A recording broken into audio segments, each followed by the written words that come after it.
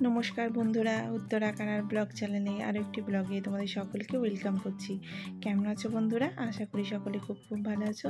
আমিও খুব ভালো আছি। আর আজকের সকালটা দেখো, প্রচণ্ড মেঘের ঢাকা। প্রচণ্ড মেঘ দিয়ে শুরু হচ্ছে আজকে সকালটা। সুপ্রভাত বন্ধুরা। আর এদিকে বন্ধুরা, সকাল সকাল অনুষ্কা স্কুলে চলে গিয়েছে আর আমি লেগে পড়েছি কাজে। আজকে সেরকম সবজি নেই, ভাবছি একটু ডিমই বানাবো।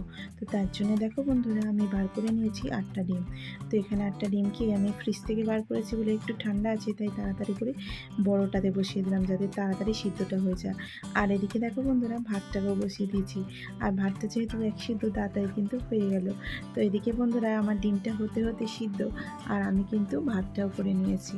আর কেটে নিচ্ছি আলু। এবারে আলু কিন্তু সরু সরু করে কাটবো, কারণ সময় যেহেতু কম আছে, তো তার জন্য আলুগুলো কিন্তু সরু সরু করে কেটে নিয়ে রেডি করে নিয়েছি। আর এদিকে দেখো বন্ধুরা, ভাতটা কিন্তু হয়ে গিয়েছে। তো এটা কিন্তু ট্রান্সফার করে দিলাম ডিমটা। তো এদিকে বন্ধুরা, আমি চাপিয়ে দেবো কড়াই আর ওতে দিয়ে দেবো সর্ষের তেল। আর আমি যেহেতু এখানে থাকি, তাই সর্ষের তেলেই আমি কিন্তু রান্না করি। তো দেখো বন্ধুরা, দিয়ে দিয়েছি কড়াইয়ে তেল আর দিয়ে দিলাম পেঁয়াজ। ভালো করে পেঁয়াজটাকে ভাজা করে নেব। তারপরে দিয়ে দেবো আদা রসুনের বাটা। তো আদা রসুন বাটা দিলেই কিন্তু তরকারিটা ভালো সেন্ট আসে। তো তার জন্য আদা জিরে বাটা দিলাম না, আদা রসুন দিচ্ছি। তো এখানে বন্ধুরা, পেঁয়াজটাকে ভালোভাবে কষিয়ে নিচ্ছি আর দিয়ে দিলাম টমেটোটাকেও ভালো করে কষিয়ে নেব। তারপরে দিয়ে দেবো বন্ধুরা নুন, যাতে টমেটোটা একটু ভালোভাবে গলে যায়। তো তার জন্য কিন্তু নুনটা দিয়ে ভালোভাবে কষিয়ে নিচ্ছি। এরপরে নুন, হলুদ গুঁড়ো, লঙ্কা গুঁড়ো সবই অ্যাড করে দেবো। আর এখানে বন্ধুরা অ্যাড করে দিলাম অল্প করে একটু জল, যাতে মশলাটা না ধরে যায়। আর যে ডাব্বাতে মশলাটা রেখেছিলাম ওতে গিয়ে কিন্তু দিলাম। আর এদিকে দেখো বন্ধুরা, ডিমগুলো সিদ্ধ হয়ে গিয়েছে, তো ডিমগুলো নামিয়ে নেবো। আর এদিকে মশলাটা যেহেতু কষানো হয়ে গেছে, তার জন্য আলুটা দিয়ে দিলাম। আলুটা দিয়ে ভালোভাবে কিন্তু মশলাটাকে কষিয়ে নেবো। ভালোভাবে কষানো হয়ে গেলে আলুটা সুন্দরভাবে কালার এসে যাবে, আর তখনই কিন্তু দিয়ে দেবো জলটা। আর জলটা একটু বেশি দিলাম, কারণ যেহেতু ডাল করছি না, তো ডিম আলুর ঝোল, তো তার জন্য কিন্তু এইভাবে করছি। তো মশলাটা যেহেতু কষানো হয়ে গেছিলো, জল দেওয়ার পরে কিন্তু চাপা দিয়ে দিলাম। তো এদিকে একটা বসিয়ে নিলাম ছোটো একটা সসপ্যান, তাতে এই ডিমগুলো ছাড়িয়ে নিয়েছি। আর ডিমগুলো যেন কি জানি ভালোভাবে খোলা ছাড়া ছিল না, তো এরকমই হয়ে গেছে। তো লঙ্কা হলুদ গুঁড়ো একটু মিশিয়ে একটু নুন দিয়ে ফ্রাই প্যানে ভালোভাবে ভেজে নিচ্ছি। যেহেতু আমার হাতে সময় কম থাকে সকালে, তো আমি এইভাবেই রান্না করি। তো তোমরাও বন্ধুরা এইভাবে ট্রাই করতে পারো যখন তোমাদের সময় কম থাকে। তো দেখো, এখানে ডিমটা ভেজে নিয়েছি আর ওটাকে কিন্তু সাইড করে রেখে দেবো।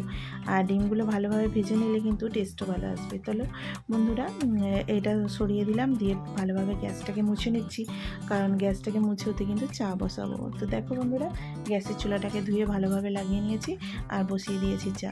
আর আজকের জানো তো দুধ নেই, তো দুধ নেই, তাই জন্য কিন্তু আমি বসিয়ে দিচ্ছি চা। তো প্রথমে আদা দিয়ে ভালোভাবে জলটাকে গরম করে ফুটিয়ে নিলাম। তারপরে অল্প করে একটু চা আর একটু চিনি দিয়ে ভালোভাবে ফুটিয়ে নিচ্ছি। দেখবে এইভাবে চা করলে কিন্তু টেস্টও ভালো আসে আর কালারটাও ভালো। তো আমি বাড়িতে চা করলে, চা করলে এইভাবেই করি। তোমরা একবার ট্রাই করে কিন্তু দেখতে পারো। দেখো বন্ধুরা, কালার আর টেক্সচারটা কত সুন্দর এসেছে। তো বন্ধুরা, এবার কিন্তু আমি চলে এসেছি এই তরকারিটা দেখতে কতটা কি হয়েছে। তরকারিটা মোটামুটি হয়েই গিয়েছে, যেহেতু পাতলা করে আলুগুলো দিয়েছিলাম সকালে, যেহেতু আমার তাড়াতাড়ি থাকে, তার জন্য কিন্তু আমি পাতলা করে আলুটা করেছি। এবার বন্ধুরা অ্যাড করে দিলাম ডিমগুলো। তো ডিমগুলো অ্যাড করে দেওয়ার পরে কিন্তু অনেকটা ফুটিয়ে নেবো। আর অ্যাড করে দেবো ধনেপাতা। অল্প করে ধনেপাতা দিয়ে দিলেই আমার তরকারিটা কিন্তু সুন্দরভাবে রেডি হয়ে যাবে। দেখো বন্ধুরা, আমার তরকারিটা হয়ে গিয়েছে, এটাকে নামিয়ে নেবো। আর এবার চলে এসেছি কর্তামশাইয়ের টিফিন ভরার পালা। তো টিফিনটা ভালোভাবে সুন্দর করে ভরে নিচ্ছি। এদিকে ভাত দুটোতে আর একটু দুটোতে তরকারিটাও ভরে নেবো। সকাল সকাল রান্না হলে গরম গরম তরকারি এবং ডিম খুবই দেখতে ভালো লাগে। আর আমার টিফিন ভরতেও কিন্তু খুব মজা লাগে, কারণ কিনা সুন্দর সুন্দর রান্না হলে ভরতেও ভালো লাগে। তো দেখো, প্যাক করে ওকে দিয়ে দিলাম। এবার বসিয়ে যাব কিন্তু যুদ্ধে। তো বাবু উঠে পড়েছে, ওকে রেডি করে নিয়ে ভালোভাবে খাইয়ে নিয়েছি আর বসে গেছি ওকে নিয়ে পড়াতে। জানো তো, পড়ানোর সময় ও একটু, আমি যদি এদিক ওদিক করি, ও কিন্তু পড়তে চায় না। তো সমানে ওর কাছে বসেই থাকতে হয়, তবেই কিন্তু ও একটু লেখে। তো অনেক দিন যাবত ও ভালোভাবে লিখছে না। তো দেখো বন্ধুরা, এরকম করছে, হাতে করে মুছছে। তো তার জন্যে আমি কিন্তু ওকে দিয়েছি রাবার, তাও কিন্তু ও ওইভাবেই করছে। তো সকালবেলা 9টা থেকে 10টা 11টা পর্যন্ত এইভাবেই চলতে থাকে। ওর কাছে না বসলে ও কিন্তু লিখতেও চায় না। তো দেখো বন্ধুরা কি সুন্দর ও লিখছে। তো প্রথমে কিন্তু ও অনেক কিছুই শিখে গিয়েছিল, বেশ কয়েকদিন আমি অতটা ধ্যান দিইনি বলে ও একটু ঢিলেমি দিয়ে দিয়েছে, তো তার জন্য এরকম করছে। আমি পাশে না বসলে ও লিখবে না।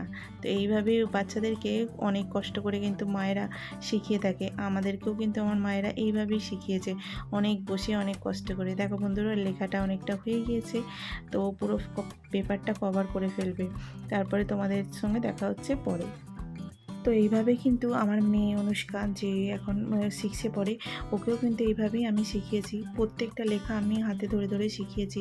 আর একেও নতুন করে আবার স্টার্টিং করতে হয়েছে, মানে ডবল খাটুনি। তো দেখো বন্ধুরা ও কিন্তু পুরো লেখাটা কভার করে ফেলেছে। আর অনুষ্কার স্কুলে আজকে কিন্তু বই দেওয়ার কথা আছে, তো আজকে দিলে ভালো।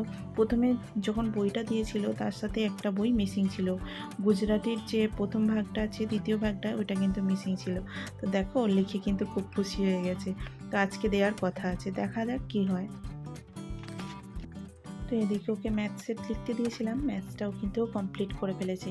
তারপরে খুশিতে আমাকে বলছে আমি লিখে ফেলেছি, তুমি আমাকে থ্যাংক ইউ বলো। দেখো থ্যাংক ইউ বলো। তুমি একটা হামি দাও। আচ্ছা, তো এখন ওকে স্নান টান করিয়ে রেডি করে দিয়েছি, আরও একটু খেলছে, তারপরে আমি ওকে ভাত খাওয়াতে নিয়ে চলে আসবো। আর জানো তো ভাত খাওয়াতে হলেই অনেক সমস্যা, ওকে নিয়ে বসতে হয়। তো তার জন্য দেখো ভাতটাকে নিয়ে নিয়েছি। আজকে তো ডিমের তরকারি আর ভাত হয়েছে, তো ভালোভাবেই খেয়ে নিচ্ছে। আর এদিকে অনুষ্কার আসার সময় হয়ে গেছে, ও চলে এলে কিন্তু ওকেও আবার দেখতে হবে, ও কি খাবে, স্কুলে কি হলো, সমস্ত গল্পই কিন্তু আমার সাথে শেয়ার করে। আর যতক্ষণ না স্কুলে কি ঘটলো সেগুলো আমাকে না বলছে, ততক্ষণ ও খাবে না। তো প্রত্যেক দিন এইভাবেই আমার কিন্তু কাটে। তো তোমাদের ভালো লাগলে একটা লাইক করে দিও, আর ভিডিওটাকে শেয়ার করে দিও, আর কমেন্ট করে দিও। আর আমার চ্যানেলের সাথে যুক্ত থেকে আমাকে সাবস্ক্রাইব করে আমার পাশে থেকো। ভিডিওটা ভালো লাগলে একটা লাইক করে দিও, আর আমার সাথে যুক্ত থেকো। দেখা হচ্ছে পরের ভিডিওতে, ততক্ষণের জন্য টাটা। ভালো লাগলে একটা লাইক করে দিও, টাটা।